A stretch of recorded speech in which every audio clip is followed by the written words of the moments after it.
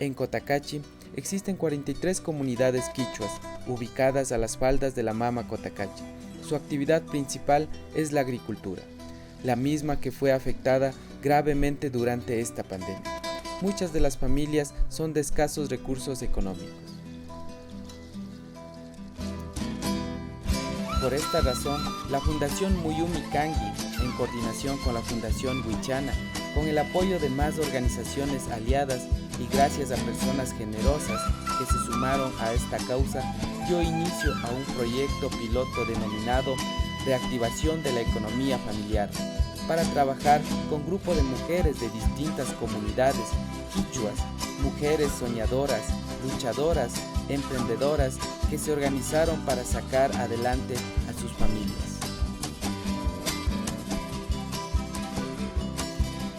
Este proyecto se desarrolló en 2 etapas. En una primera fase se socializó y se entregó un rollo de malla con la cual construyeron jaulas para la protección de fuertes vientos y lluvias. Para esto las mujeres trabajaron en minga, fortaleciendo sus saberes y prácticas ancestrales.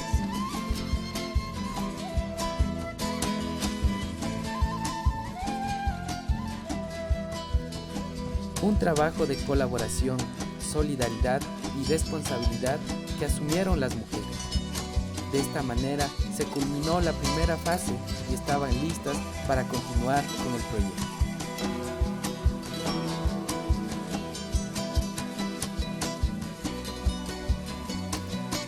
En una segunda fase se entregó 100 pollos, alimentos balanceados inicial y suplementos vitamínicos.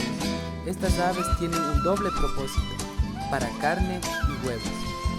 Las mujeres organizadas realizaron un trabajo excelente en cuidar y criar las aves.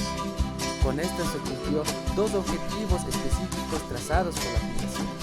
La primera, que es cubrir la necesidad básica de alimentación, y la segunda, que es generar recursos económicos para su familia.